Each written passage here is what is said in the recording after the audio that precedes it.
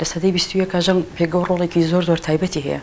ئەگەر ئێمە بەس لە ژنانی ڕۆژئاوا بکەین بە تایبەتی تر ژنانی ڕۆژئاوا ناسنامەیەکی زۆر تازە و جوانیان بەخشی بە ژن لە سەرتاسەری جیهاندا ئێستا لە سەرتاسەری جیهاندا لە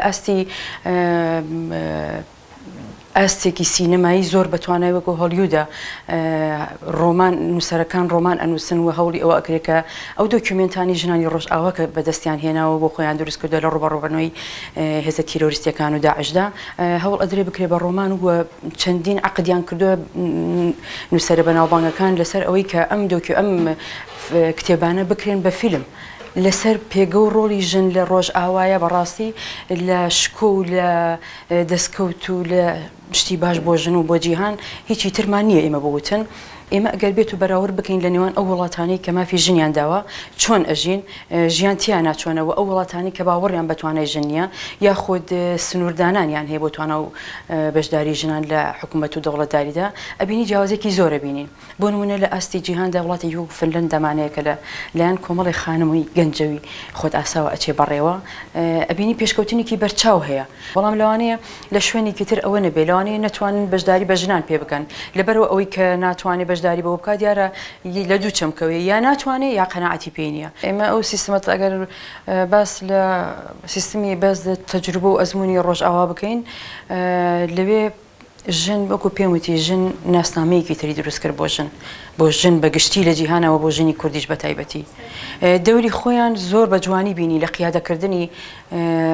سوپایەکی لەشکرێکە بۆ بەرەنگاربوونەوەی دژمن وە بە سەرکەوتوانەش ئەزمونێکی سەرکەوتوو بوو نەگەڵ شکستیان هێنا لە کارەکانیاندا و هەروەها لە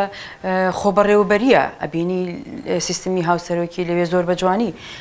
سەرکەوتنی بەدەستهێنا بە تەواوەتی دیارە یعنی ئەوان ڕۆڵی ژنیان نرخاندووە ئەوان هەرچەنە ئەزمونەکەیان زۆر تازەترە لە ئێمە بەڵام ئەزمونێکی ئەتوانین بڵین ئەزمونێکی جیاوازیان پێشکەش کرد بەراورد بە هەرێمی کوردستان لەبەر ئەوەی ئەو کۆمەڵە هەواڵ و تێکۆشەرانی یاخود ئەو فکر و ئایدۆلۆژیایی کە لە پشت ئەو سیاسەتەوەیە باوەڕی بە تواناکانی ژن هەیە باوەڕی بە بەشداری ژن هەیە لەبەرەوە ئەتوانین بڵین نمونەیەکی زۆر جیاوازتر و پێشکەوتوتریان پێشکەش کرد لە لای ئێمەش لە هەرێمی کوردستان تا ئاستێک کرانەوە هەیە بەڵام کرانەکۆک و پێویست نییە ئەتوانرا بەشداری ژن زۆر باشتر بێت پێم وابێ ئەنە کەسە لە مەوقعی ئەوە نییە کەوە شرط و شروط دانێ بۆ یەپەگەیەک خاوەن زیاتر لە 11,000 شەهیدە بەڵام لەو کاتێکەوە ئێمە میلەتەکەمان سرە بڕە ئەنە کەسە لە ئەستەمبول بوو لە دانوستانە بوو لە خواردنی سەمبوسە و ئەم شتانە بوو لە ئەستەمبولە کە هاتە ناو دانوستانەکە لە دانوستانەکەیە لە پێش هەموو شتێکە بێ داوای لێبوردن لە میلەتی کورد بکە نەک دانیشێ هەندێک شەرط و شروطی تعجیزی دانێ سیستەمی هاوسەرۆکی یەکێکە لەو سیستمە دیموکراسیانەی بۆ هێنانە پێشەوەی بە تایبەتی ژنان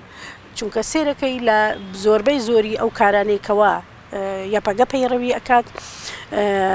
ژن کەسی دووەم نییە ژن کەسی یەکەمە لە شوێنەکە ژن کەسی یەکەمە پیا و ئەگەر ئێمە وەک داینین پیا و کەسی دووەمە ئەگەر بەو سیستەمە داینین بەڵام سێرەکەین کە سیستمی هاوسەرۆکایەتیە یەکسانیەکی تیا هەیە ئەو یەکسانیە بۆ خۆی مەبەست جۆرێکە لەو دیموکراسیەی کەوا ئەتوانم بڵێم ناوازەیە یاخود یەکانەیە لە هەموو جیهانە لەبەر ئەوە پێم وابێ ئەمما مۆزوعێک نییە کەوا یەپەگە لەگەڵ ئەنە کەسەیە بە هیچ نەوەیەک سازشی لەگەر بکات بەڕاستی ئەو خەباتەی لەم 3-4 ساڵەی لە ڕۆژاوای کوردستان کرا بەقەت هەموو خەباتی ئەو 100 ساڵە هەبوو بۆ لەبەر ئەوەی کچی کورد ئێمە جاران شانازیمان بە جیڤارەوە کرد بەڵام لە کوردستان یاخود لە ڕۆژاوای کوردستانە کچی کورد بە هەزاران جیڤارەمان لێ دروست بوو جگە لە کوڕانی کورد